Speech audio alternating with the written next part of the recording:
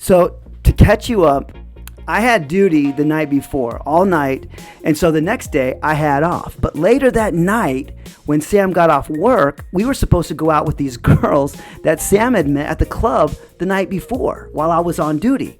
So later that evening, I'm in my bunk, I'm sleeping, and I'm rousted out by the final formation yelling, "No slack, First Sergeant, no slack!" All that stuff. And you can hear that really clear from our room, because our room was all the way back in the barracks, and the only thing that separated us between that and the formation area was this hallway lined with these huge windows looking out over this giant stretch of asphalt. And that's where we held all of our formations. So when 100 or so soldiers, start yelling in unison, you can hear it, man. And then within a minute, the barracks, they start to come alive.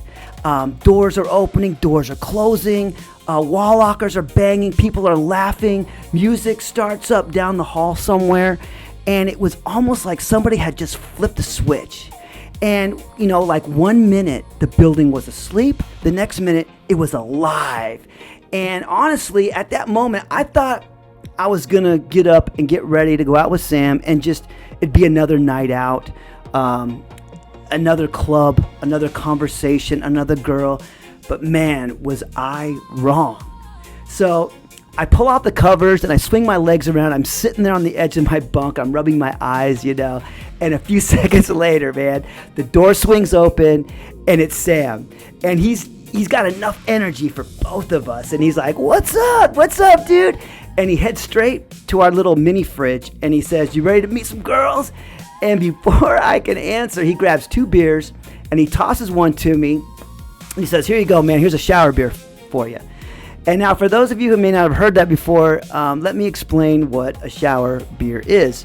A shower beer is exactly what it sounds like. It's a beer that you take into the shower with you. So while you're getting cleaned up, you're shaving and all that stuff, you can drink a beer, And so somehow for Sam and I, this felt completely normal. I mean, it felt totally reasonable.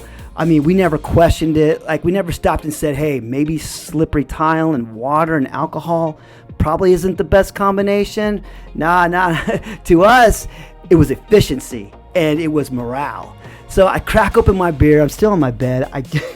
I guzzle a little bit of it.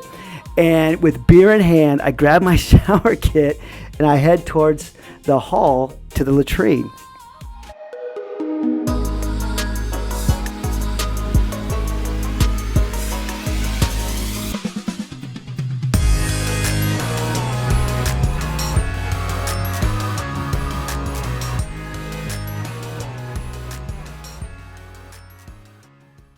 Hello everyone, my name is Bishop Freesh, and wherever you may be watching or listening, I want to first take this moment to thank you for being here, for taking the time. And if this is, your first time stopping by, hey, welcome. Welcome to My Life Through Music. And what this is a project where I talk about the songs and the music that were either there at the time or somehow they captured the thoughts, the feelings, the emotions that I was experiencing during these particular places and these particular times. And the song that represents these memories is Like to Get to Know You Well by Howard Jones, released in 1984. So let's talk about the song itself for a minute. Musically, Like to Get to Know You Well is a great 80s style song. It's got that 80s production. It's got that 80s sound. It's got those layered keyboards. It's got some nice gentle stabs in there, some catchy melody. It's the kind of song that takes me right back and transports me to the 80s, and at least for me. But underneath all of that, there's something I want to point out. Can you hear the reggae influence or the reggae vibe underneath it? I mean, did you catch that? If you go back and listen to it again, if you haven't really recognized it, it is the perfect mix, and it blends so well. It's that easy going groove, and it's all over this song. It's relaxed, it's warm, it's inviting, and it's a great song for getting to know somebody. And here's why I think that is. The song, it doesn't feel rushed. And you know what I mean? Because men don't rush. We don't rush. but it does have that perfect amount of urgency to it. And I'll explain that in a few minutes. But it feels like two people sitting in a conversation, settling in, and gradually becoming more and more comfortable with each other. In fact, around the 1 minute 38 second mark, and then again around the 2 minute and 47 second mark, if you listen to these shifts, there's a musical shifts, and it kind of slows down, and that's where it makes me feel like the conversation is starting to get deep.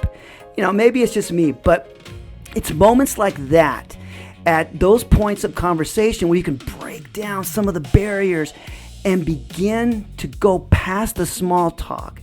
And it starts to become, tell me who you really are. And maybe that's why this song has always resonated with me so much. Because beneath the keyboards and the 80s sound and that subtle reggae groove, it's about one simple idea. It's about real connection. It's about getting beyond the surface level stuff and getting deeper.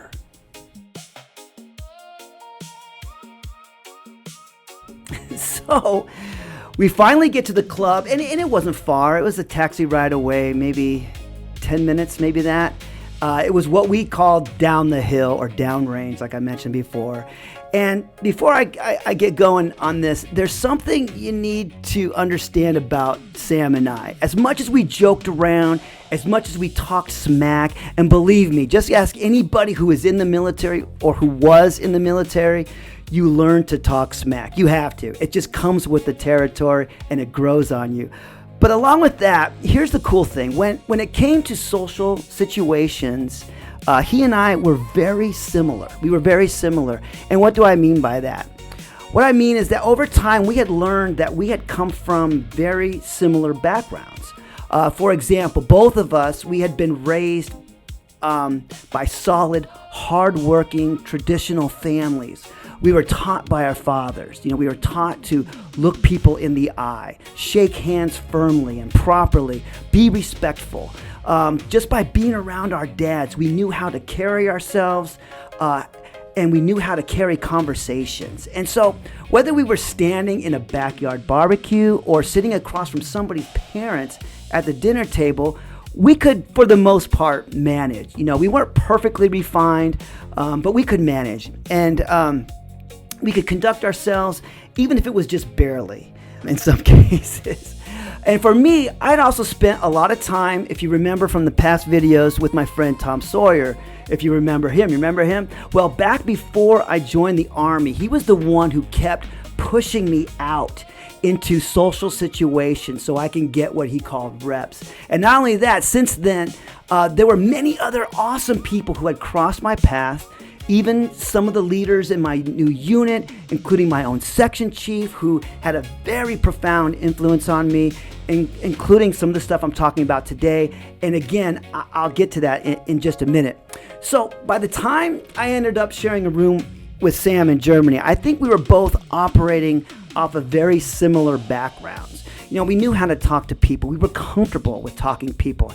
Heck, we wanted to talk to people. So it was simple. In this scenario, Sam was essentially the host. He was the one who had already met the girls, and he was the one who already knew everybody. So naturally, I just let him introduce us. And man, he didn't miss a beat. There was no awkwardness, no fumbling, no weird, uncomfortable pauses. He just stepped right in and connected the dots. Very smooth, the kind of smooth that, doesn't draw attention to itself, because it felt completely natural. And before I knew it, there I was. I was being introduced to this girl that Sam had met, but more importantly, the girl who would end up making this entire night so memorable. And that's how I met, we'll call her Marianna.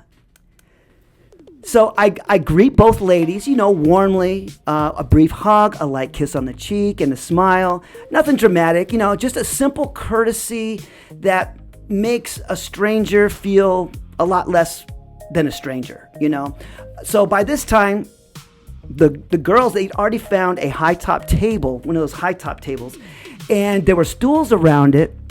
But man, we were young. There was music playing and nobody was sitting down, you know. So we're standing there, we're getting to know each other, we're talking, and immediately a waitress comes over and the girls, they start talking to them in German real fast. And at that time, my German, it was like very limited, still is. I mean, at that time, I could probably count to 20.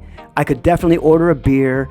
And I could probably ask where the train station was, and that was it. That was it. So I had absolutely no idea what they were saying. All I recognized was Warsteiner and Bitte. So here's what's very important. Here's also what's very important. I did notice something else. As they were talking to the waitress, this is really cool. Marianna, as she was talking, she gently reached over and she placed her hand on mine, almost as if to say, hey, look, I got this. Don't worry about, not being able to speak the language. I've got this. And I remember thinking, how cool was that? In fact, it was very classy and, dare I say, sexy. It was very cool. And I think you'll see why in a second, because it wasn't like controlling. It wasn't attention seeking. It wasn't like, look at me. What it was a small gesture, a subtle gesture that told me that she was paying attention. She could see the situation. And real quick, I've learned over the years that some of the most meaningful things that people do for us are like that. They're small enough that a lot of people, unfortunately, they end up missing them. But if you're paying attention, they tell you a lot. They tell you a lot about a person's character. It really does. And a few moments later, the waitress comes back and she's carrying this glass, this tray of beers, and she sets one right down in front of me. And of course, I never ordered it. I never asked for it. She did. And again, maybe that doesn't sound like much, but to me, it said something. So before we got into any meaningful conversation, before we learned anything or started to learn anything about each other, she was already showing me something very important to me. It's always been very important to me, and that was consideration. And so thankfully, both of them spoke English. They spoke perfect English, but it was with this unmistakable German accent. And I don't know if it was the accent or the setting or just being a young soldier in Europe, or probably the combination of everything, but it really made everything feel kind of romantic. And from there, we just continued talking, and everything flowed perfectly throughout the entire night. So, looking back on that night, I really did realize something. I remembered something that, again, my buddy Tom Sawyer used to tell me back in Arizona before I even joined the Army. He'd say, look, don't be like everybody else. Be you. You're the only one who can be you. Be you. And that stuck with me. It stuck with me. So by the time this night rolled around, I was starting to piece together a few things about people, about relationships, and what it actually means to connect with somebody.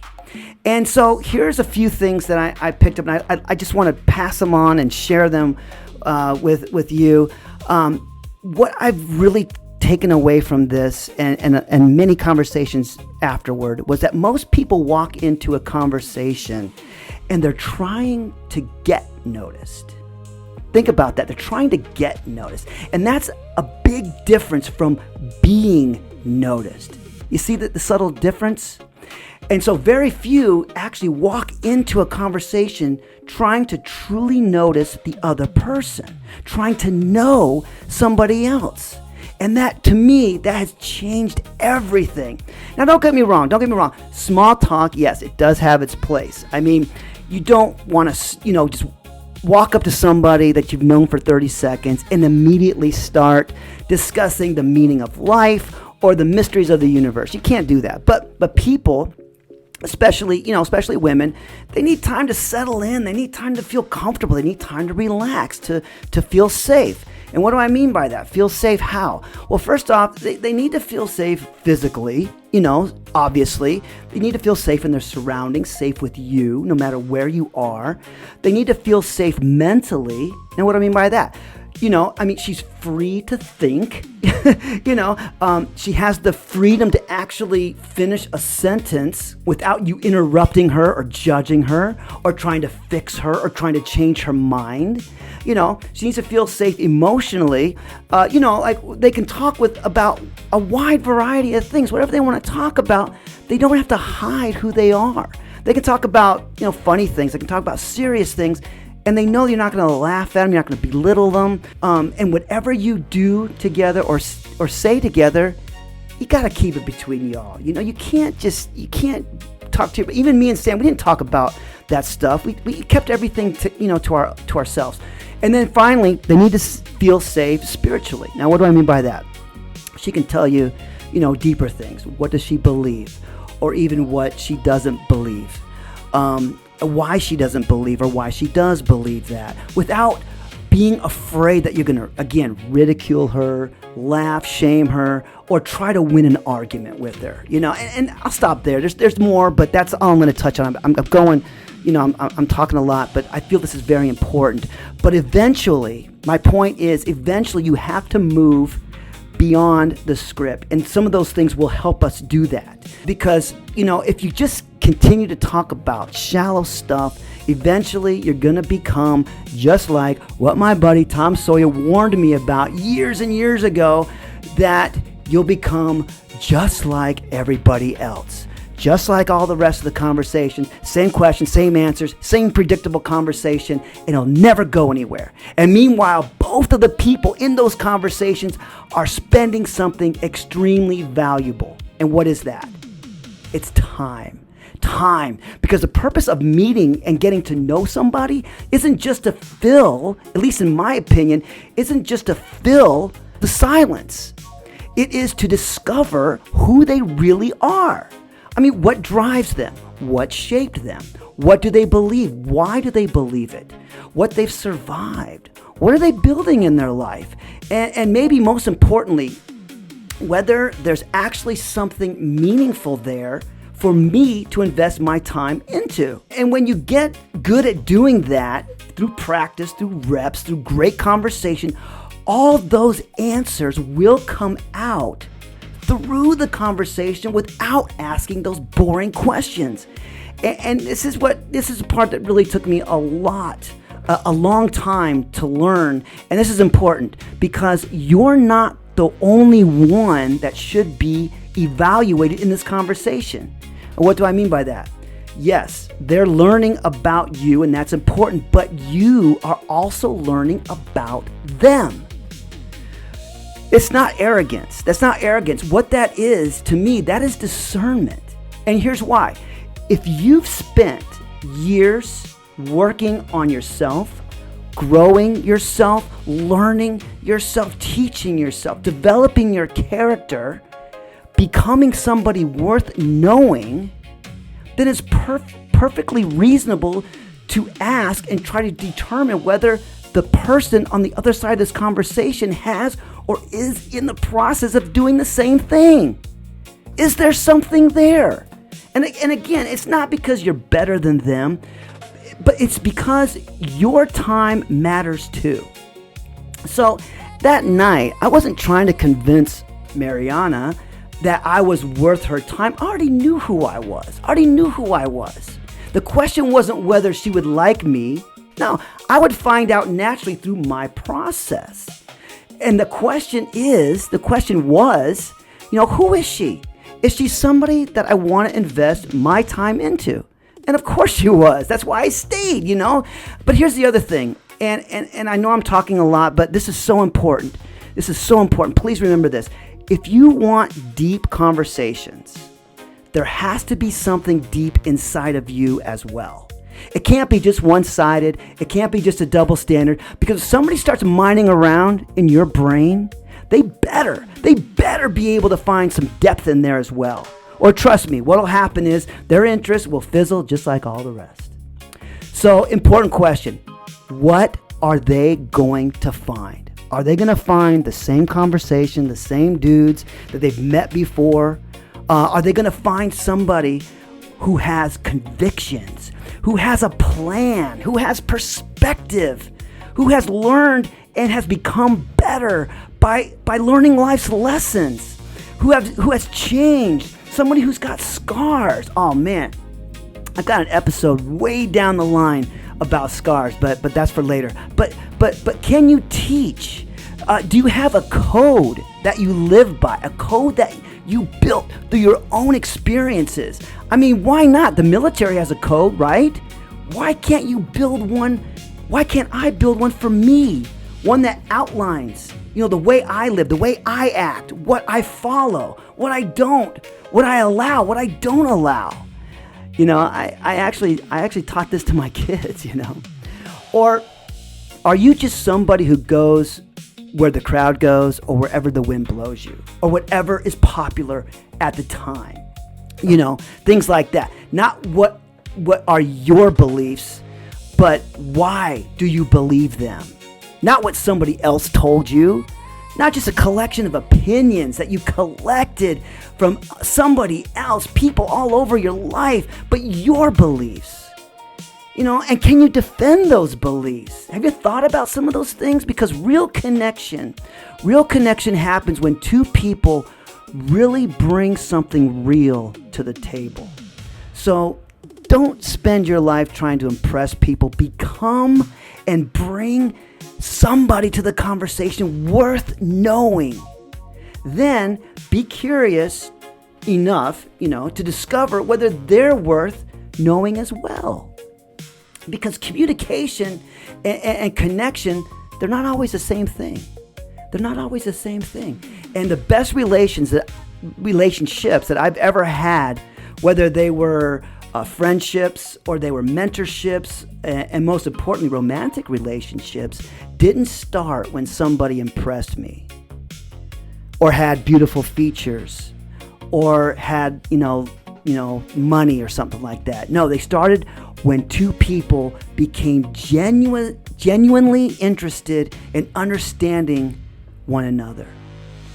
So don't just look for deep people, become a deep person. Because one of the most, complimentary and important things I can say to another girl that I just met is, you know what? I'd like to get to know you well. And this is why I need to thank Howard Jones for his incredible song that really describes what I was feeling that night and why I felt it. And as always, I'll put a link to it if you want to go check it out immediately, or you can go on your own time and listen however you access your music today. And so after a night of drinks, some dancing, and some very deep, profound, meaningful conversation, and some hugs and kisses, we already knew that we wanted to get together the next weekend, and the weekend after that, and the one after that. And so it got to the point where every weekend, if we weren't on duty or we weren't in the field, which is quite often, if we were available every Friday after formation, we would grab our bag because they were already packed, and we would head down to the gate, and they would be waiting for us to take us out on another adventure. An adventure full of culture, landscape, dark pubs where we were the only Americans. We playing darts. There was cricket was really big back in at that time, and obviously more connection. And so when we got back to the barracks, though, we ended up creating another ritual, one that we would do dozens and dozens of times with dozens and dozens of other soldiers. And yes, music was involved. And I will be talking about that and a little more the next time I talk about my life through music. As always, thank you very much for being here, and I'll see you in the next video.